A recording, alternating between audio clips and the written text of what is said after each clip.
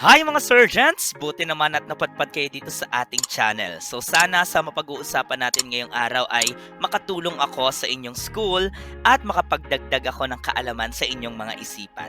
So without further ado, simulan na natin ang ating talakayan. Let's bring it on!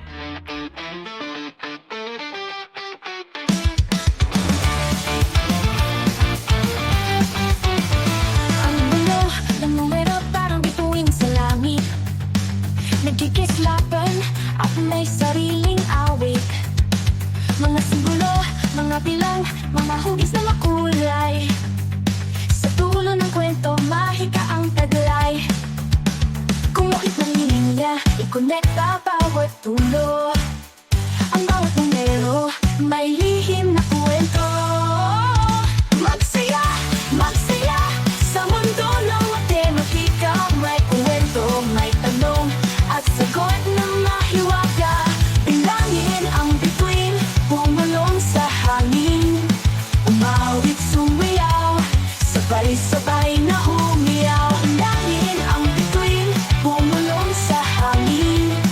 Umawit, sumayaw, sabay-sabay na humiyaw. Hello, Serjents! Ayan, ngayon ay pag-uusapan na natin ang huling topic ng grade 7, ang scientific notation. So sa video na ito is pag-uusapan natin ano ba tong scientific notation at paano tayo nagko-convert ng isang number na naka-standard form papuntang scientific notation and vice versa. Okay? So pag sinabi nating scientific notation, isa itong method ng pag-express natin ng isang super laking number or super liit na number para mas mabilis itong isulat, mas mabilis maunawaan at mas ma-simplify yung pagko-compute dito. So ito ang format ng ating scientific notation. So lagi siyang may times 10. Yung A, ang tawag natin dyan is the coefficient. So iyan ay number. Then we have times 10, which is our base. And we have our B, which is the exponent. So ito lamang yung dalawang rules na dapat nating tandaan sa pagsusulat nito. Una, yung ating coefficient is dapat ay from 1 hanggang less than 10 lang. Or from negative 1 hanggang greater than negative 10 lang. So ibig sabihin is single digit lang dapat yung ating coefficient.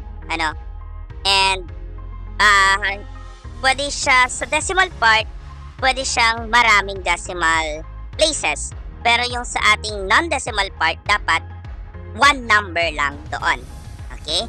So, ano na lang yan? Ganit lang yung simple noon.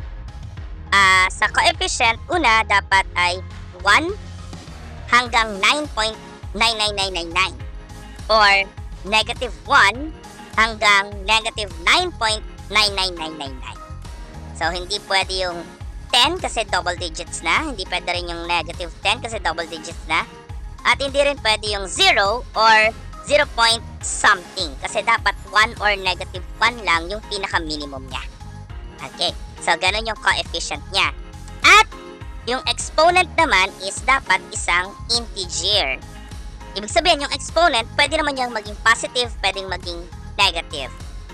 Pero hindi siya pwedeng magkaroon ng decimal point, hindi siya pwedeng maging fraction, hindi siya pwedeng magkaroon ng square roots, kasi integer lang dapat siya. Yan. Now, alam na natin kung paano magsulat ng scientific notation. Paano ba tayo nagko-convert ng standard form or yung regular numbers natin into scientific notation? Halimbawa, meron ako ditong, ayan, malalaki or super liliit na number. Paano natin siya i-convert sa scientific notation? So, ito lang, mabilis lang siya. May dalawang rules lang tayo. So, kailangan, gagawin kasi natin siyang single digit, tama? Which means, i-move natin yung decimal point. Pag nag-move tayo ng decimal point to the left, positive yung gagawin nating exponent ng base. Pag ang movement ng decimal point ay to the right, negative yung exponent ng ating base. Paano yon? For example, we have 630 million. So, di ba ang decimal point laging nasa dulo pagka walang nakasulat. So, kailangan itong decimal point na to i-move natin para yung maging result, one place lamang yung ating given. So, ibig sabihin, kailangan natin siyang i-move to the left hanggang maging single number siya. So, i-move natin siya to the left. So, ilang movements ang ating ginawa? Meron tayong ginawang 8 movements going to the left.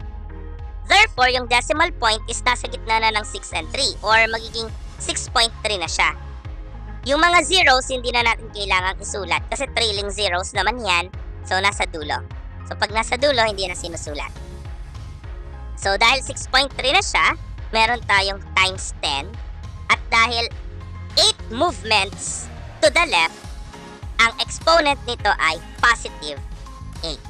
Kaya, ang scientific notation nitong ating given number 1 is 6.3 times 10 to the 8th power. Kahit negative number, hindi naman natin talaga pinapansin yung sign ng ating given. Ang ginagawa lang natin dito, we just move the decimal and we copy the sign. So, same thing. I need to move this decimal point para ang maging result, 1 digit laang yung ating given. So, kailangan ko siyang i-move to the left. How many times? 6 times. Okay? So, nagkaroon ako ng 6 movements going to the left. So, ang decimal ngayon ay nasa gitna ng negative 1 at ng 0. E di magiging negative 1.02. So, kailangan pa rin isulat yung 0 kasi nasa gitna. Ang ating ine-eliminate na 0 ay nasa dulo. Okay? So, negative 1.02 na ito kasi yung decimal point na-move na natin. Then, we write the base times 10. And, since we move to the left, positive exponent. 6 movements, positive 6. Kaya ito ang scientific notation niya. So, yung sign sa given, hindi na natin yung pinapansin. We just copy the sign. Kung ang given ay positive, ang scientific notation ay positive. Kung ang given ay negative, ang scientific notation ay negative din. Ang important dyan is yung movement ng decimal point. Okay. So, paano tong super small number? Paano natin siya gagawing scientific notation? So, ang decimal niya nasa left side. Kailangan natin siyang i-move papuntang right para maging single digit siya. So, i-move natin to the right para mapunta siya sa gitna ng 7 at ng 2. So, we did 6 movements to the right. So, ang atin ang given is, ang magiging coefficient ay 7.28 kasi nilagay na natin dun yung decimal point. So, 7.28. Then, times 10. Ano ang magiging exponent nito? So, 6 movements, edi ang exponent ay 6. Pero dahil we move to the right, negative 6 siya. Kasi right movement. Pag going to the right, negative exponent. Pag going to the left, positive exponent. Okay, ganun lang siya, ano? Kahit negative yung given ng ating super small number, hindi lang natin pinapansin yung sign. Ang kailangan natin ay movement ng decimal. So, let's move the decimal point para maging single digit. So, nasa gitna na siya ng 2 and 1. And nagkaroon tayo ng 6 movements going to the right. Kaya ang ating magiging coefficient ay negative 2.1 na. Kasi minove mo na siya. Then, times 10, since 6 na movement, 6 ang exponent. Pero dahil going to the right, siya ay magiging negative 6. Okay. So, ganun tayo mag-convert ng isang standard form to scientific notation. You move the decimal hanggang maging single digit siya. Pag ang movement ay going to the left, positive exponent. Pag going to the right, negative exponent. Ngayon, paano tong number 5, 123.789? Ang tanong dyan, dapat ba pakanan ang movement para maging single digit or pakaliwa? Pag pakanan, mas dadami yung digit. So, therefore, kailangan natin pakaliwa. We need to move 2 times to the left para maging single digit siya. E di ang coefficient niya naging 1.23789. Then we have our times 10 And since to the left, positive exponent. 2 movements, positive 2. Okay. And paano tong number 6? So ito, kung sasabihin nyo, naka-scientific notation na to, di ba? 15.23. Kaso, hindi siya written properly. Bakit? Kasi kung titingnan nyo yung coefficient, 15 point something siya. Eh yung 15, di ba 2 digits yon? Hindi pwede yon. Ibig sabihin, hindi pa final. Kailangan single digit lang. So, kailangan natin siyang i-move yung decimal para maging single digit. So, kailangan natin siyang i-move 1 time to the left para yung 15 maging 1.5. E di 1 digit na yon. Tama? So, magiging ang coefficient niya ay 1.523. And then we have times 10 na may exponent na 6. Pero hindi pa to final kasi nga nag-move tayo 1 time to the left. And since to the left, positive yon. And 1 time, ibig sabihin yung exponent niya madadagdagan ng positive 1. Kaya ang proper way to write this in scientific notation ay 1.523 times 10 to the 7th power.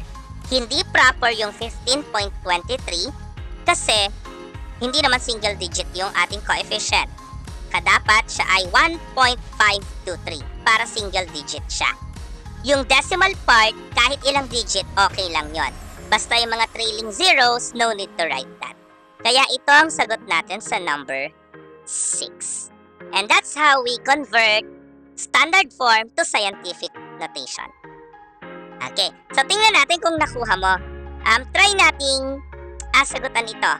Okay, so you just convert yung ating given into scientific notation. And pag nasagutan mo na, balik ka lang sa part na to ng video. And, ayan, let's see. Nasagutan mo kaya? So sabi dito, sa number 1, ang Earth daw is about 149,600,000 kilometers away from the Sun. Para mas madali nating maisulat ang ating distance, gawin daw natin itong scientific notation. So, 149,600,000, ang ating decimal point nasa pinakadulo.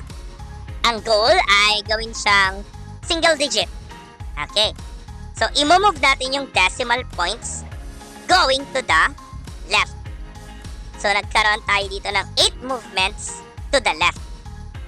Which means, ang scientific notation pala nito is 1.496. So, no need to write the trailing zeros.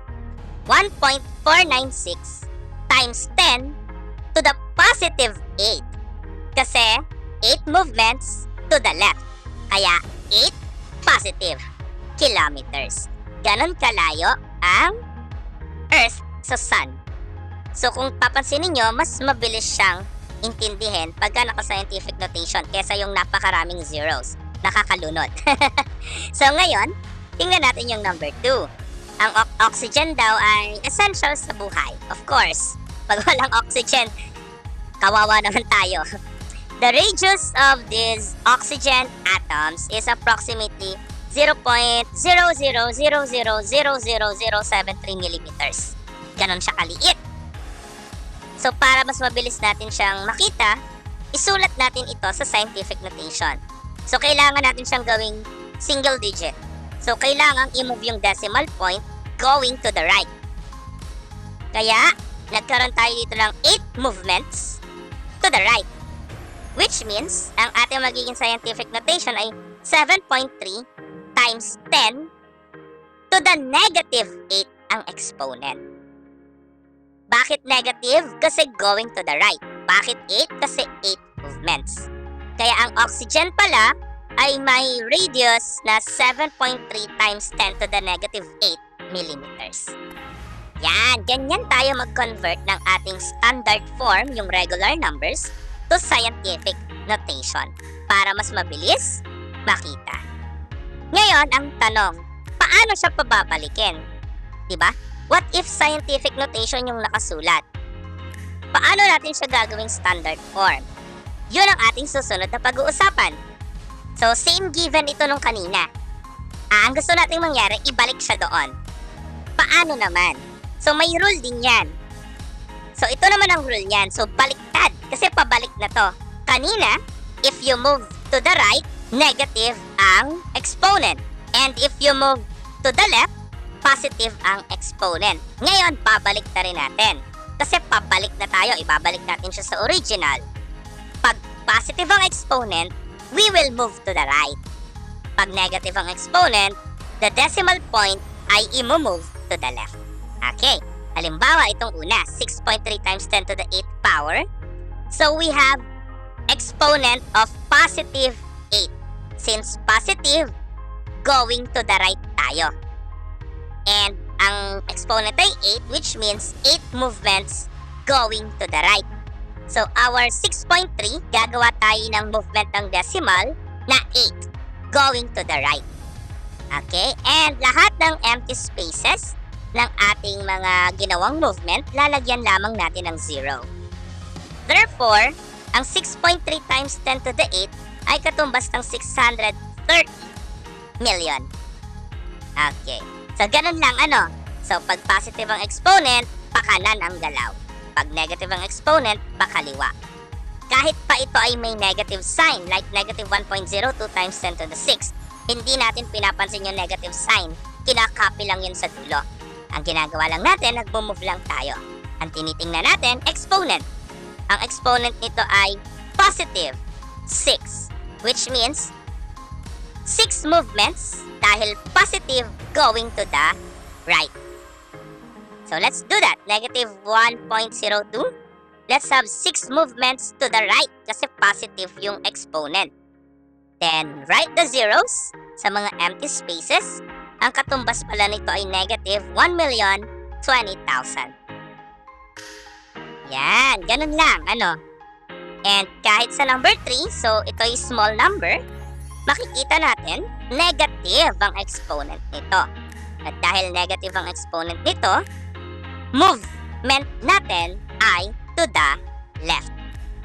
And 6 yung value, kaya 6 movements to the left tayo. From 7.28, let's move 6 times yung decimal to the left. 1, 2, 3, 4, 5, 6 movements. And lagyan natin ng 0 yung ating mga empty spaces. So we have 0.00000728. And para maging proper yung ating sagot, lalagyan natin siya ng 0 sa pinakaunahan. Okay, kasi hindi proper pagka decimal point yung nasa unahan. So lalagyan natin siya ng 0. Therefore, ito pala ang ating number 3. Kahit may negative sign yung coefficient, hindi yun pinapansin. Kinakopy lang yun sa dulo. Ang pinapansin, exponent. Ang exponent natin ay negative 6. Dahil negative to the left. Dahil 6, 6 movements to the left ang ating gagawin. So from 2.1, let's do 6 movements to the left. So lagyan natin ng 0 yung mga empty spaces. We will have 0.000001. And don't forget, lagyan natin ng 0 sa unahan. Kaso, negative yung ating given, di ba? Kaya dapat negative 0 yung idadagdag natin. Kaya ito ang number 4. So sa number 5, we have 1.23789 times 10 to the second power. Positive yung exponent, edi to the right. And 2 yung value, kaya 2 movements to the right. So our 1.23789, i-move lang natin yung decimal point twice to the right. 1, 2. So nandito na ang decimal point sa gitna ng 3 and 7. Kaya siya ay 123.789. And sa ating number 6, we have 1.523 times 10 to the 7th power. Positive exponent, we need to move to the right. And 7 yung value, 7 movements to the right. So let's do that. 1, 2, 3, 4, 5, 6, 7. And lagyan natin ng zeros yung mga empty spaces.